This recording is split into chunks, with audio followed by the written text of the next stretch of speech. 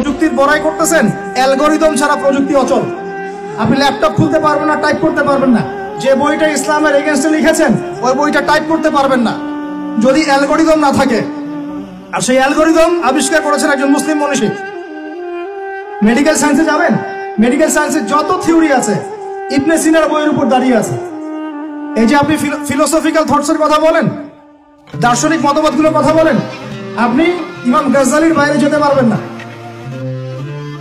আমি ইবনে রুশদের বাইরে যেতে পারবো না।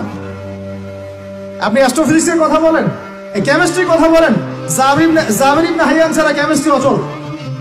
তোমরা এগুলো জানো না? জীববিজ্ঞান এরা পারবে? জীববিজ্ঞান কি ইবনে সিনার থিওরির বাইরে যেতে পারবে? ম্যাথামেটিক্স ওমর খৈয়ামের বাইরে যেতে পারবে? আল খাওয়ারিজমির বাইরে যেতে পারবে? ইবনে রুশদের বাইরে যেতে পারবে? এরকম বহু নাম বলতে থাকলে সারা রাত যাবে, আমার কাছে নোট করা আছে। এমন কোন সাবজেক্ট নাই। এখনকার বিশ্বের চলমান শিক্ষানীতি নিয়ে এত কথা বলছেন, শিক্ষানীতি এইটা ওইটা, ইসলাম, সেকুলারিজম, ডেমোক্রেসি ইত্যাদি, কোন সাবজেক্ট আপনি এই বিশ্বে চালাতে পারবেন না যে সাবজেক্টের গোড়ায় কোনো না কোনো মুসলিম মনীষীকে খুঁজে পাবেন।